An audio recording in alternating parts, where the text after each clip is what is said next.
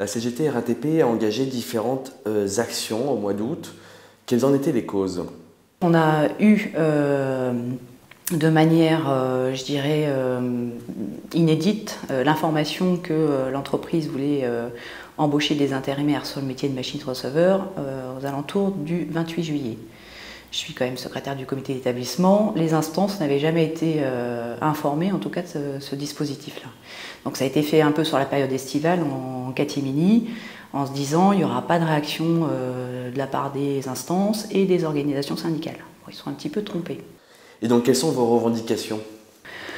Sur les revendications premières, c'était de dénoncer l'arrivée d'intérimaires, de salariés finalement précaires dans l'entreprise, alors que l'entreprise a des capacités et une politique d'embauche qui permettent d'avoir des recrutements de machinistes receveurs sous statut dans un poste stable et qui rentreraient largement dans les conditions d'un cursus, je dirais, normal dans l'entreprise.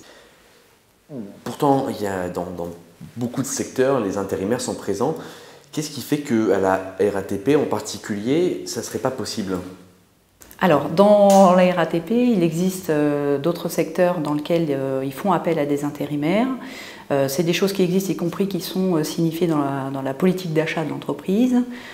Exception faite justement des métiers d'exploitation, des métiers dits à risque, tels que le métier de machiniste receveur. Après, c'est une entreprise publique, de service public, dans lequel il y a un statut. On voit le discours aussi du gouvernement concernant la situation du chômage.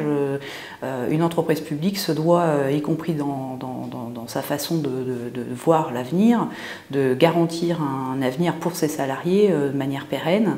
C'est une garantie que ce soit pour les salariés et y compris pour la qualité de service et d'une garantie d'une offre pérenne rendue, y compris au travers d'une autorité organisatrice, le STIF, sur lequel la RATP a un engagement. Et quel est le processus habituel pour le recrutement des machinistes receveurs?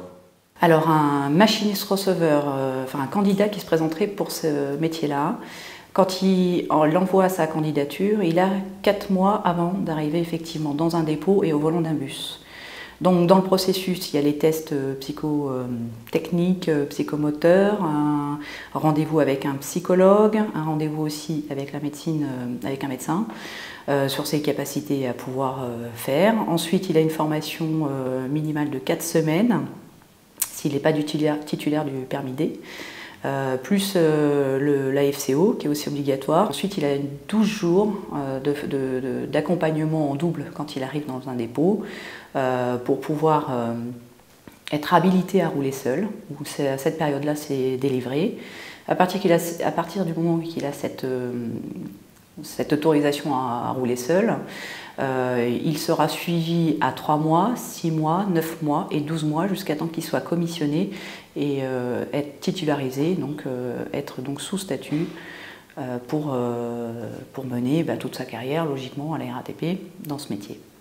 Et là, dans le cas des intérimaires, du coup, c'est réduit à 3 jours d'intégration sur lequel je pense qu'ils font un programme d'intégration très lourd pour l'intérimaire, puisqu'il doit connaître l'essentiel des règlements intérieurs, de l'instruction, etc., qui doit être en capacité d'être aussi bien formé finalement qu'un machiniste receveur.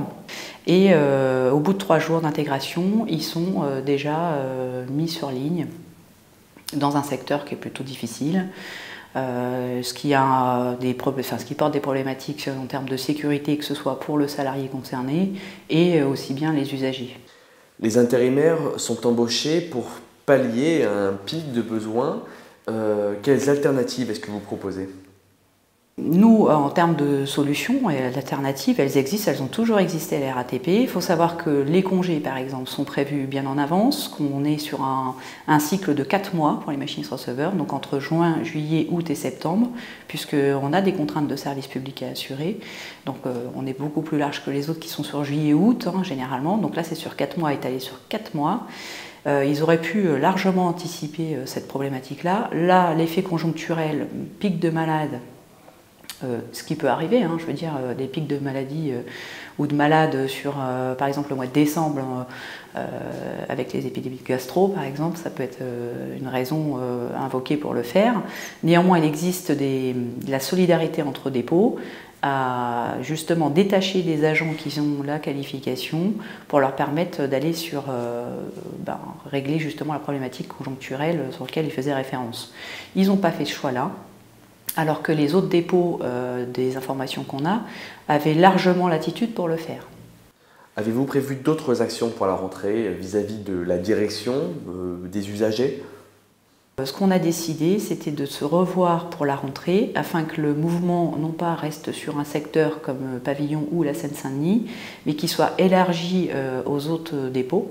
Ensuite, on va travailler au niveau des unions départementales, unions locales, pour être plus en direction des usagers sur la problématique et d'ouvrir un bureau d'embauche. Des emplois à la RATP et dans le cadre statutaire sont largement envisageables pour permettre, y compris aux machinistes, de ne pas avoir à faire du repos-travail, du temps supplémentaire, de s'user la santé, puisque au final, quand on parle de maladie, d'une période conjoncturelle, si on utilise aussi les agents à plus de 100% de ce qu'ils sont en capacité de faire, forcément les indicateurs sociaux vont repasser dans le rouge, que ce soit la maladie ou l'inaptitude à son emploi. Souvent, c'est aussi l'argument qui est dit que les intérimaires font le choix d'être intérimaires.